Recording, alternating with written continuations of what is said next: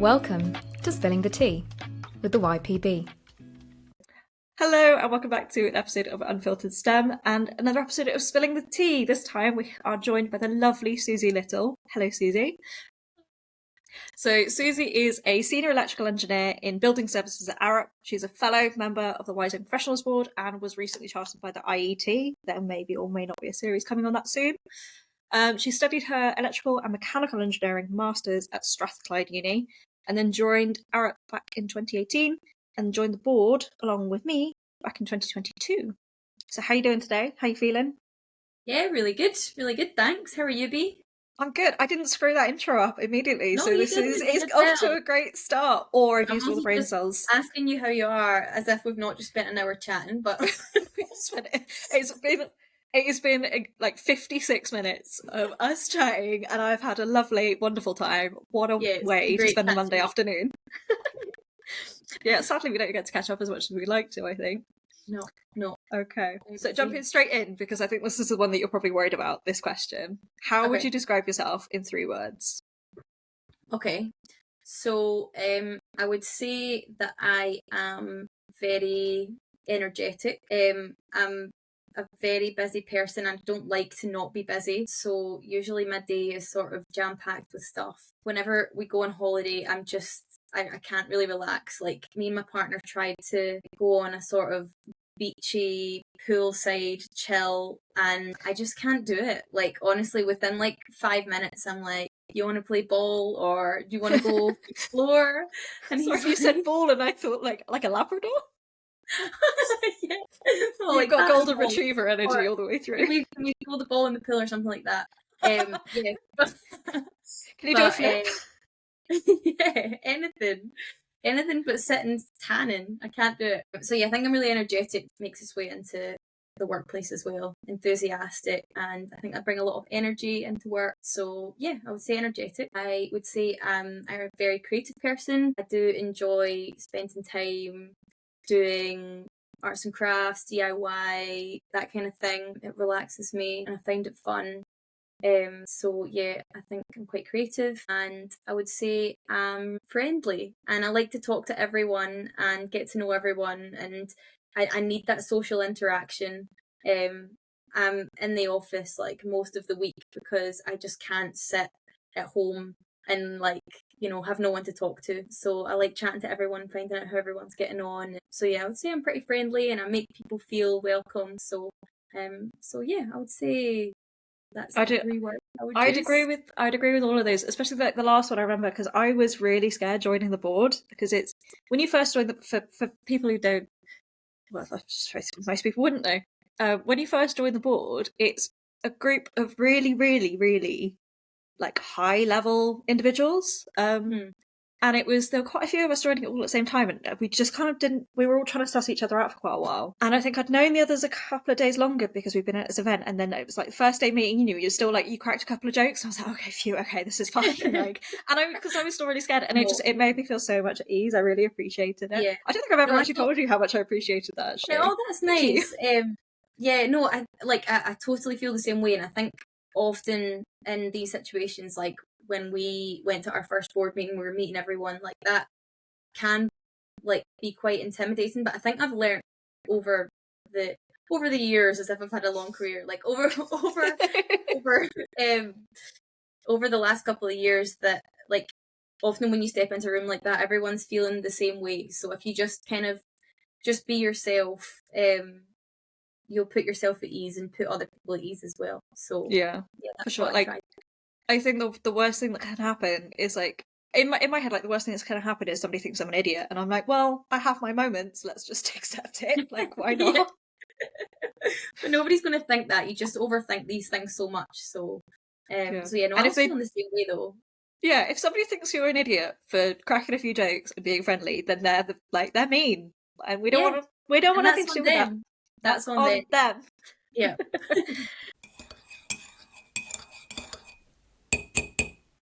Okay, so talk to me about your job. How did you get into your job? So I am an electrical engineer and I do building services.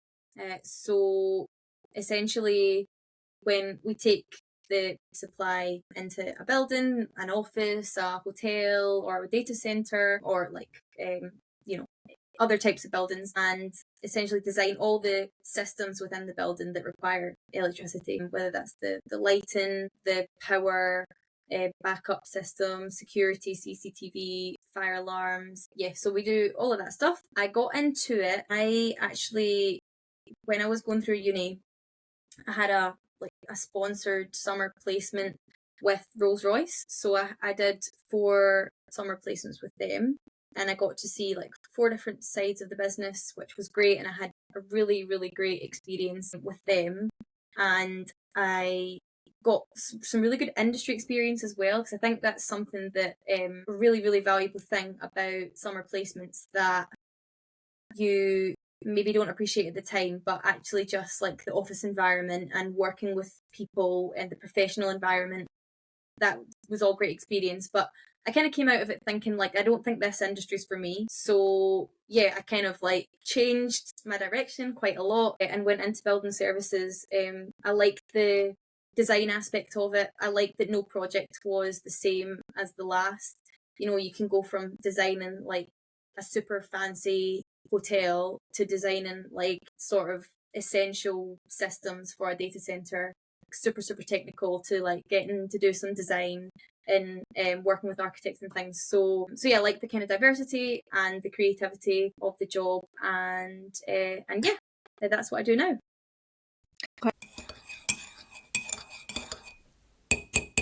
So I happen to know from chats you get up ridiculously early.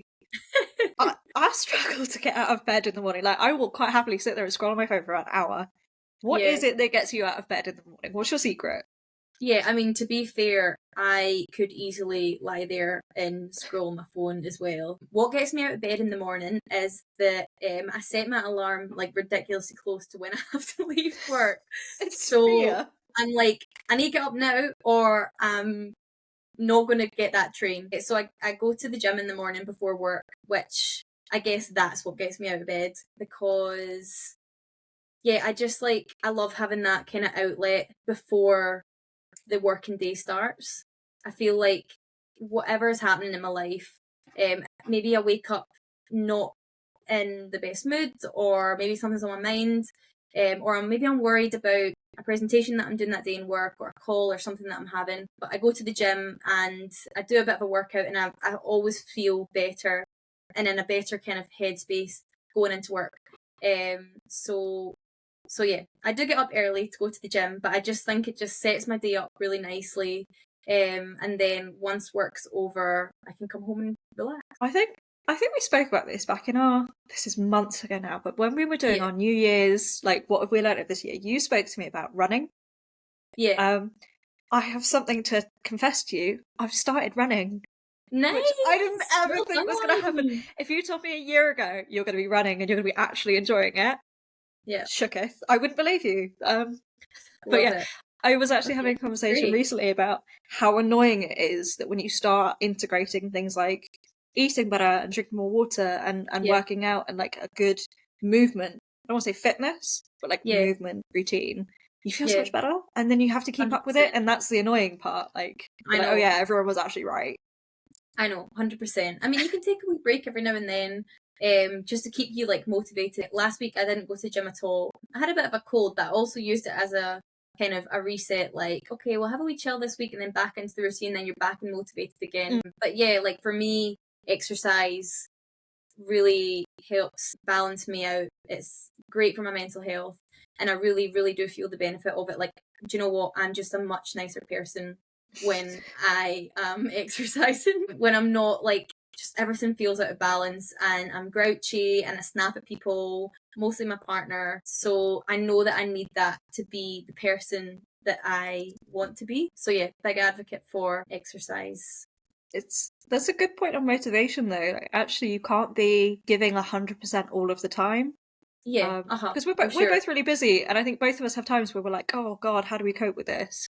Yeah, but actually you can't do, like, I can't be doing the work here, my normal day-to-day job, the one I actually get paid for, Yep. I can't be doing like 100% amazing at fitness. I can't be 100% amazing at my social life. I can't be like No. seeing my family, seeing like getting enough Yeah. time with my partner, as well as doing like my Duolingo streak and like all of Yeah, that. It for just sure. it adds up to so much. You can't be doing all. You can't spin every single Yeah. plate at the same time, I think. Yeah, no, I totally agree. And actually, something kind of always needs to give a little bit. And I think, you know, sometimes with maybe it's maybe you can't go to the gym every day. That's totally fine. Or maybe something that you're doing outside of work. Like for example, quite a lot of the time, we all don't go to every WISE meeting. Sometimes we're too busy, and we just I'm not going to one this week. exactly I'm we just on help each holiday. other out. Yeah. Yeah, so maybe I can't make it, and that's fine. The next time someone else can't make it, that's fine. You can't do everything. I think just accepting that and not trying to do everything is like It stops you burning out, and it stops you. Yeah, Like you said about like, actually, if I turned up to that WISE meeting, if I turned up to a meeting on a Friday, and actually I really could have done with not doing it because I've got a million other things, I'm not going to be very good. Like I'm not going to contribute well. I'm not going to be very You'll nice give to you be around. all You're going to be like, into- oh God, B was in a bit of a strop. Like, what's going on with that? Like, I'm probably I don't not, think but we're saying that, but yeah. no, that's on the regular, obviously. But yeah, like if you can't give 100%, sometimes you have to actually consider: are you going to be benefit, or are you going to take away from the situation? Exactly. Yeah, for sure. And I think just listening to your body, like usually your body tells you what's happening, whether you get a headache or like you're not feeling as energetic as usual, or maybe like something that happens to me quite a lot, which I'm sure a lot of people can relate to is if you have like a super busy period, maybe you have a deadline in work and you're working overtime and stuff for the deadline, and you drop things that are important, like maybe I don't have time to spend an hour cooking my dinner or something, so you have a rubbish meal, and then you get to the point where you do the deadline, and then immediately after you try and relax, and then you get ill. Yeah, I It's guess like your body every is holiday. like waiting, it's like holding on for that relaxation moment, because it's like, we can't get ill just now, we're really busy. We're chilled now, let's get ill. I think your body sends you signals before then. You can choose to ignore them, but usually listening to your body is a good place to start. It takes a little while to sort of, I think, tune into your body sometimes, and I think for me, it does. Getting back into exercise, because I really fell out of it during COVID. I used to be proper, like, weightlifting was really my thing. Right. Yeah. And it was quite recently I started yoga, as well as sort of running and weightlifting. A good spread of things. I played tennis yesterday. I'm sore in places that I didn't know could be sore, because it's like a completely different thing. So it's actually really good to mix up your routine. I'm not a PT. Sure. I don't know why I'm recommending this. But no, you're right. You're totally right. Part of getting into fitness meant that I could listen to my body a little bit better than I could previously. Yeah. So yeah, underrated life hack, actually. Yeah, absolutely. Also, tracking your cycle is a really good way to get in tune with your body as well. Like when you know what point in your cycle you're at, and then you start noticing patterns, and then you start realizing that, okay, maybe I need a little bit more rest this week, or I need to drink more water this week, or I'm going to be super energetic this week, so let's get lots of gym sessions in. So yeah, that's another good way to get in tune with things. It also helps you realize if you're crying about something, is it you're actually upset with it, or is it there's some hormones bouncing around? Yeah, for sure. Sometimes even when you know that it's the hormones, you can't stop. You can't hold back. And that's just accept it. But if someone says, "Are you on your period?" Fight them. That's not endorsed, actually. Thinking about 8-year-old you, what would she think of your job and your life and how you are now? So 8-year-old me, I think, I don't know. I don't know about 8-year-old me. There's a video of me when I was like 5, and my mum is asking me like, what do you want to be when you grow up? And I'm like, on Monday I want to be a train driver, and on Tuesday I'm going to be a teacher, and on Wednesday I'm going to be this, blah blah blah blah. So that was the plan. It's not gone to plan. That's an amazing plan. I've never heard of anyone trying to choose 5 different careers. I think 8-year-old me would be surprised, because I didn't know what engineering was back then. I didn't even know that I got into sort of the maths and sciences when I got into high school, and I kind of realised, oh, I'm good at this and I like it. So I think 8-year-old me would be surprised that I'm in engineering and would kind of be interested about what engineering is. I didn't know what engineering really was until I was in the kind of later years of school, and I didn't know what I wanted to do with my life.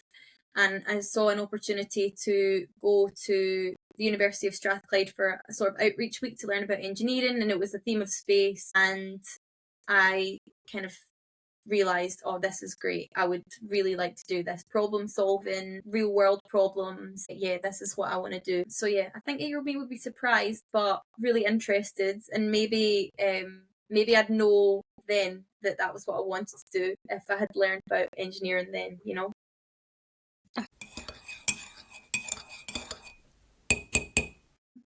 So, obviously, we don't have any regrets here, but Yep.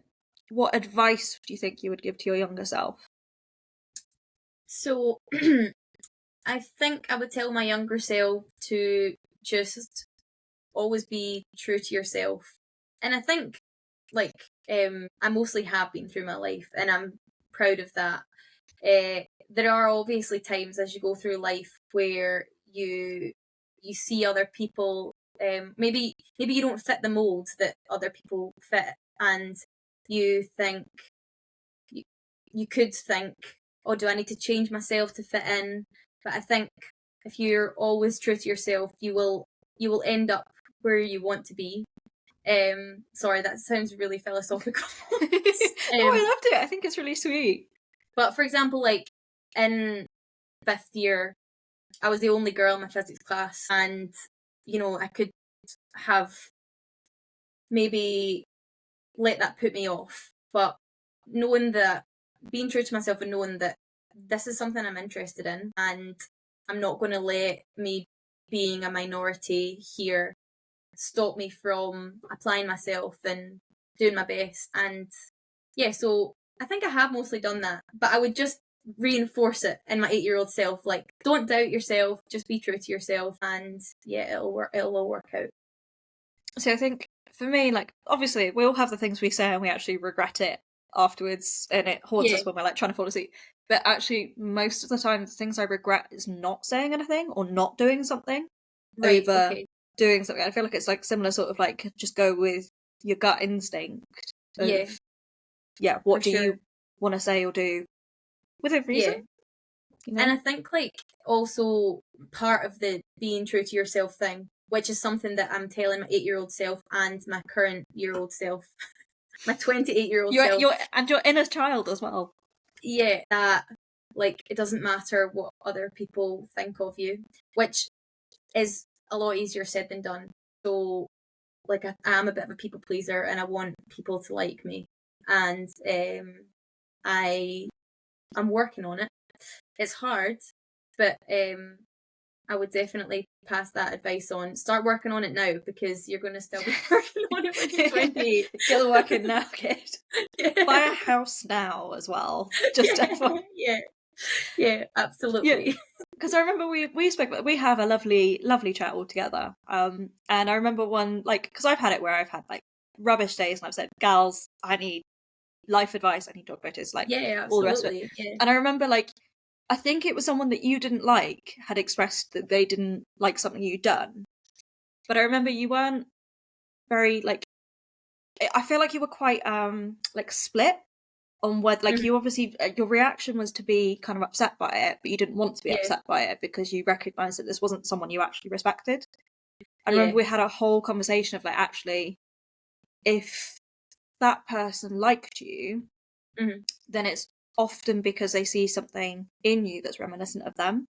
And if you don't like them, you don't want to be reminiscent of them at all. Exactly. Yeah, that is really, really good advice. You're always good with the advice, Bea. I remember kind of like I came into that thinking, oh, I need a bit of a rant, and you all give good advice, and that's what I love about our chats before our meetings and things, because sometimes someone comes in with like something that's happened in their day that's upset them, and you always leave feeling better. So it's a great wee network we have. I feel really lucky to have it. Yeah, no, absolutely the same. And I feel very privileged to be in a situation like this where I get to I get to call this work in a way. Like, I get to just sit here and chat to you and we have a lovely time. Yeah. And I get to learn cool things about what it is that you do during your day-to-day, but also like how you see life, I think is really important as well. Yeah, same. I mean, I've learned so much off of the rest of the women on the board since I joined, and I feel super lucky to be in the position where I can just, learn from you all, because you all bring a different perspective, different paths in life, and yeah, it's amazing. I've learned so much. It's great. I think, power of I suppose your personal network as well. Because obviously, it's not everyone's got a board they can join. It's quite a niche thing. Right. But in terms of like, we've joined the board and then we've created our own network out of this as well. Yeah, absolutely. And we've also just had the opportunity to meet such amazing like role models and such amazing people as well. Yeah. But it's a network of people that I know I can rely on professionally, personally. And yeah, it's just cool as hell. Yeah. So my face is hurting now, so I think this is probably quite a good point to end here. And yes, Susie, thank you so much for coming on and sharing so much of your experiences. Yeah, thanks for having me, B. It was great to have a chat. Always a pleasure. We're gonna have to find an excuse to do like a follow-up one of these. Yeah. Well, it's your turn soon. It's your turn. Yeah, so I can see that one. I can see that one taking a while as well. We'll just go off track and go down lots of different routes, and we chat for hours. But it's great. It's cathartic. I have many skills. Staying on topic is not one of them. No, it's great. But yes, Susie, thank you so much. It has been an absolute pleasure. Thank you. Okay.